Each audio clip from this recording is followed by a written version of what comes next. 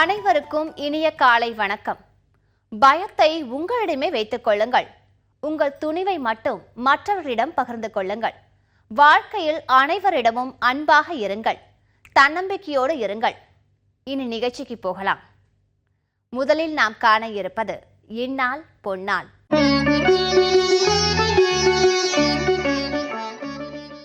16/10/2016 October மாதம் 16ஆம் தேதி ஞாயிற்றுக்கிழமை, ஸ்ரீ துர்முகி வருடம் புரட்டாசி மாதம் 30ஆம் தேதி. கரூர் தான் தோன்றி ஸ்ரீ கல்யாண பெருமாளுக்கு ஊஞ்சல் சேவை உற்சவத்தை காணலாம். நல்ல நேரம் காலை 7:45 மணியில் இருந்து 8:45 மணி வரை, மாலை 3:15 மணியில் இருந்து 4:15 மணி வரை, ராகுகாலம் 4:30 மணியில் இருந்து 6 மணி வரை, யமகண்டம் 12 மணியில் இருந்து 1:30 மணி வரை, குளிகை 3:30 மணியில் இருந்து 4:30 மணி வரை, சந்திராஷ்டமம், உத்திரம், அஸ்தம் நட்சத்திரங்கள். இந்நாள் பொன்னாளை தொடர்ந்து காலை நேரத்தை தெய்வீகமாக்க தெய்வீக ராகம் இதோ உங்கள் பார்வையில்.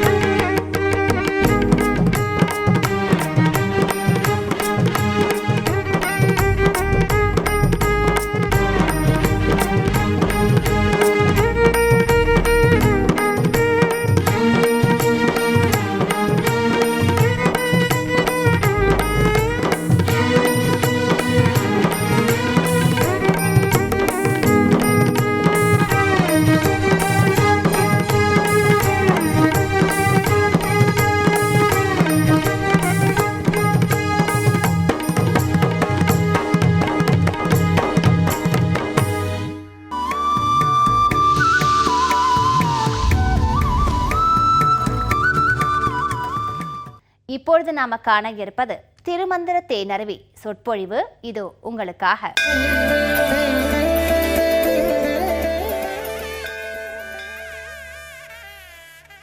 திருமூலருடைய திருமந்திர சிந்தனைகள் அற்புதமானவை. 10ஆம் திருமுறையிலே 3ஆம் தந்திரத்திலே அஷ்டமா சித்திகள் என்ற அருமையான தலைப்பு. இதில் 72 பாடல்கள் பாடுகிறார். என்ன இவ்வளோ விரிவாக பாட வேண்டுமான்னு நினைக்கலாம். காரணம், இந்த அஷ்டாங்க யோகங்களே ரொம்ப கடினமாக இருந்து உடலை வருத்தி கொண்டு மனதை வருத்தி கொண்டு மூச்சை அடக்கி கொண்டு இருந்தால் அதுக்கு எவ்வளவு பயன் கிடைக்கும் என்று எல்லாருக்கும் தெரிய வேண்டும். ஏன்னா பயன் இல்லை என்றால் மனிதர்கள் எதையும் செய்ய மாட்டார்கள். வேலைக்கு போவதே சம்பளம் வாங்குவதற்காகத்தான்.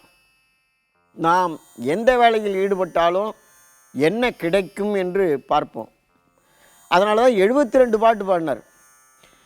இந்த யோகம் இருப்புக்கின்ற அருமையான நிலைமைகளை எல்லாம் 10 பாடலில் பாடிவிட்டு எவ்வளவு பயன் கிடைக்கும் என்பதை மிக விரிவாக பாடுகிறார். 72 பாடல்களில் பாடுகிறார். நீ நினைத்ததெல்லாம் நடக்கும், அஷ்டமா சித்திகள் கிடைக்கும் என்று அதனுடைய பயனை பாடுகிறார். பணிந்து என் திசையும் பரமனை நாடி துணிந்து என் திசையும் தொழுது எம்பிரானை அணிந்து என் திசையிலும் அஷ்டமா சித்தி தணிந்து என் திசை சென்று தாபித்தவாறே. 4 திசைகள், 4க்கு நடுவிலே 4 திசைகள், 8 திசைகள். சித்திகளும் 8, திசைகளும் 8. எனவே என்னென்ன சித்திக்கும் என்றால் நாம் என்னவெல்லாம் நினைக்கிறோமோ அவ்வளவும் நடக்கும். அனிமா, மகிமா, கரிமா, லகுமா, பிராப்தி, பிரகாயம், ஈசத்துவம், வசித்துவம், 8 நிலைகள். இந்த 8ம் நாம் என்னெல்லாம் நினைக்கிறோமோ அது நமக்கு நடக்கும்னார். அனிமா என்றால் அணுவாதல். அதாவது நாம் இவ்வளோ பெரிய உடம்பு வச்சுருக்கோம், நாம் ஒரு சித்தராக இருந்தால் திடீர்னு ஒரு ஈயா கொசுவா மாதிரி பறக்கலாம். அனிமா. மகிமா, நம்மளை ஒருவன் எதிர்க்க வந்து விட்டான், மிகப்பெரிய உருவத்தோடு அவன் வருகிறான்னா அவனை விட மிகப்பெரிய மலை போன்ற உருவம் எடுக்கலாம். அதான் மகிமா, மலை போன்ற உருவம் எடுத்தல்.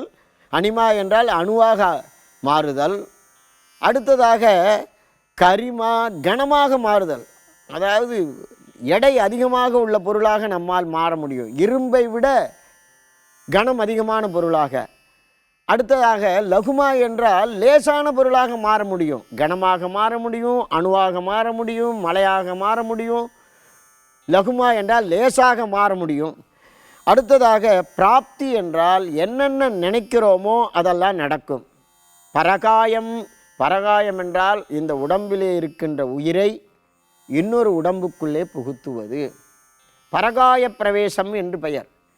அருணகிரிநாத பெருமான் பரகாய பிரவேசம் செய்து தன்னுடைய உயிரை ஒரு கிளியினுடைய உடம்புக்குள்ளே புகுத்தி பாரிஜாத மலரை கொண்டு வந்தார் என்று பார்க்கிறோம்.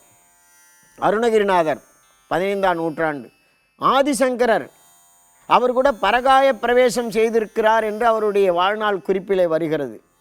3ஆவதாக சுந்தரநாதர் என்று கைலையிலே இருந்து வந்தவர் சாத்தனூரிலே பசுக்கள் மேய்க்கின்ற மூலன் என்ற இடையன் இறந்து கிடக்கின்ற பொழுது தன் உடம்பில் உள்ள உயிரை அவனுடைய மூலன் என்பவனுடைய உடம்பிலே செலுத்தியது பரகாய பிரவேசம்.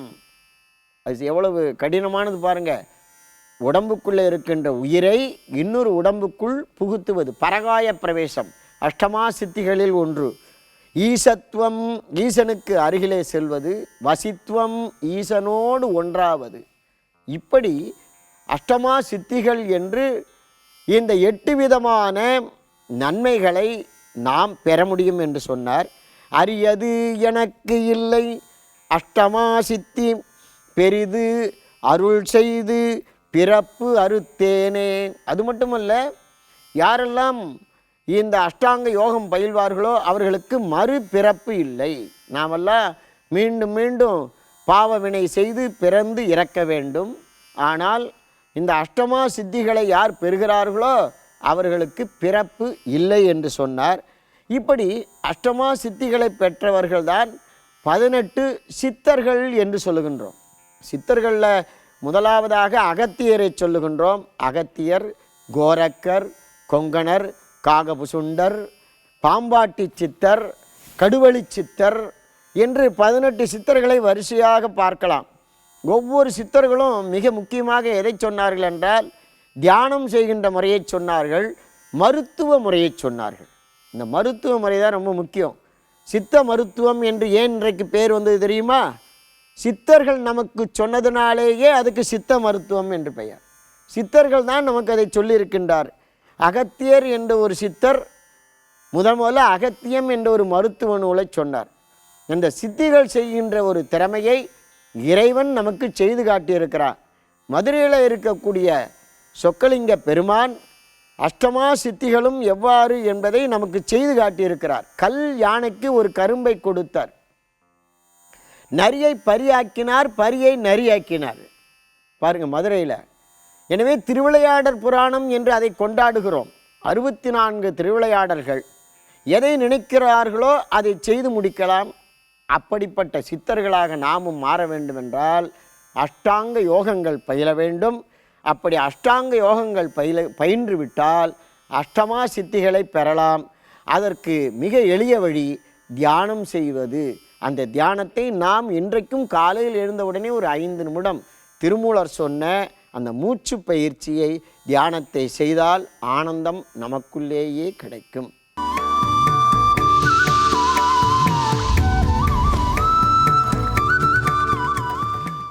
தினம் ஒரு திவ்ய பிரபந்தம் இதோ உங்கள் பார்வையில்.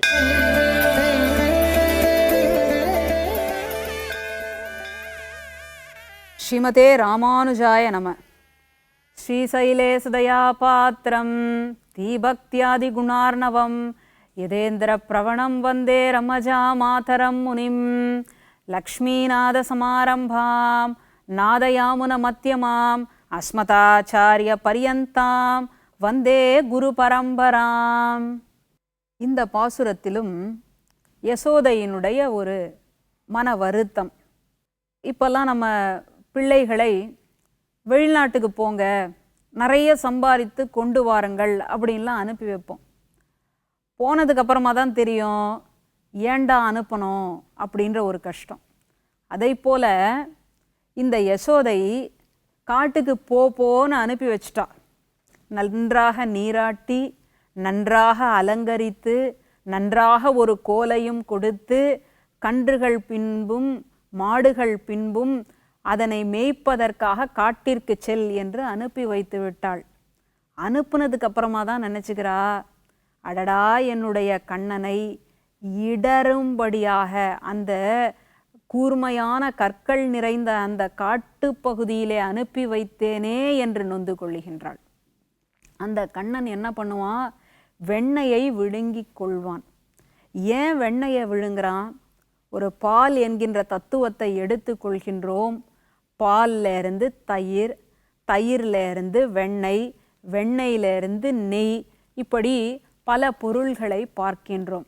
அப்போது இவ்வளோ வஸ்து இருக்கின்ற பொழுது, இவ்வளவு பொருள்கள் இருக்கின்ற பொழுது கண்ணனுக்கு அந்த வெண்ணெய் மேலே அப்படி என்ன ஆசை அப்படின்னு கேட்டால், இந்த வெண்ணெய் இருக்குது பாருங்க, ரொம்ப அழகான ஒரு தத்துவம். 2 கைகளிலும் அந்த வெண்ணெயை எடுத்து கொள்வான். வாய் நிறைய வெண்ணெயை அடைத்து கொள்வான். யாராவது ஆட்கள் வந்து விட்டால், ஏன்னா பண்ணுற வேலை திருட்டு வேலை, இப்போ யாராவது ஆட்கள் வந்து விட்டால் அப்படியே அதனை எடுத்து கொண்டு ஓடுவான். இப்போ ஓடுகின்ற பொழுது வாயில் பால் இருந்ததுன்னு சொன்னால் முழுங்கிறது கஷ்டம். ஓடும் பொழுது முழுங்குனா என்ன ஆகுமோ தெரியல. பாலை கையில் எடுத்துக்கிட்டு ஓட முடியாது, சிந்தி விடும். தயிருக்கும் இதே தன்மை உண்டு, நெய்யும் அதே மாதிரி இருக்கக்கூடியது. ஆனால் இந்த வெண்ணெய் இருக்குது பாருங்க, அது கைகளில், அந்த கரங்களில், திருக்கரங்களில் அப்படியே ஒட்டி கொள்ளுமாம். வெண்ணெய்க்கு தெரிந்திருக்கின்றது இவன்தான் சர்வேஸ்வரன், இவனுடைய ஸ்பரிசம் நமக்கு வேண்டும் என்பதற்காக அந்த வெண்ணெய் அப்படியே ஒட்டி கொள்கின்றதாம். அதனால் இவனுக்கு ஓடுவதற்கும் ஓடுகின்ற பொழுது விழுங்குவதற்கும் அந்த வெண்ணெய் பொருத்தமாக இருக்கின்றது என்பதனால் பாலை எடுத்து கொள்ளவில்லை, தயிரை எடுத்து கொள்ளவில்லை, நெய்யை எடுத்து கொள்ளவில்லை, வெண்ணெயை திருடுகின்றான் என்று பார்க்கின்றோம். மிடரு மெழுமெழுத்தோட வெண்ணெய் விழுங்கி போய் படிறு பல செய்து இப்பாடி எங்கும் திரியாமே கடிறு பல திரி காணதரிடை கன்றின் பின் இடரவென் பிள்ளையை போக்கினேன் எல்லே பாவமே என்று ஆழ்வார் அனுபவிக்கின்றார். அந்த மிடரு இருக்கு பாருங்க, கழுத்து. அந்த கழுத்தில் அப்படியே ரொம்ப இனிமையாக எந்த விதமான நெருடலும் இல்லாமல் அப்படியே மழுன்னு இறங்கி விடுமாம் வெண்ணெய். அதனால் கண்ணனுக்கு அந்த வெண்ணெய் மேலே அவ்வளவு ஆசை, அப்படி ஒரு பிரீத்தி என்று பார்க்கின்றோம். ஆனால் இந்த வெண்ணெயை எடுத்து கொண்டு விழுங்கி கொண்டு ஓடிக்கொண்டிருப்பான் கண்ணன். படிறு பல செய்து, தீம்புகள்னு சொல்கிறோமே, 1 2 அப்படின்னு கேட்டால் எண்ணிக்கையே இல்லையாம். அதனால் யசோதை பார்த்தா 1 2ன்னு எண்ண முடியாது. அதனால் பல செய்து இந்த ஆயர்பாடியில் உன்னை திரிய விடாமல் நான் தான் என்ன பண்ணிட்டேன், கடிறுகள், களிரைத்தான் கடிறு என்று அமைத்திருக்கின்றார் ஆழ்வார். அந்த யானைகளெல்லாம் திரியக்கூடிய கடுமையான காட்டுப்பகுதிக்கு அனுப்பிவிட்டேனே, உன்னுடைய திருவடிகள் இடரும்படியாக நோவும்படியாக அதற்கு துன்பம் விளைவிக்கும்படியாக இப்படி செய்தேனே. நான் பெற்ற கஷ்டம் என்ன, நான் அடைந்த துன்பம் என்ன என்று தன்னைத்தானே பேசுவதாக எம்பெருமானுடைய சகலவிதமான குணங்களையும் அவனுடைய லீலா ரசத்தையும் நமக்கு பிழிந்து தருகின்றார் ஆழ்வார். என்ன நேயர்களே, இன்னைக்கு இணைய உதயம் நிகழ்ச்சியில நிறைய நல்ல பயனுள்ள விஷயங்கள் தெரிஞ்சுக்கிட்டு இருப்பீங்கன்னு நினைக்கிறேன். நாளைக்கு மீண்டும் சந்திக்கலாம். நன்றி, வணக்கம்.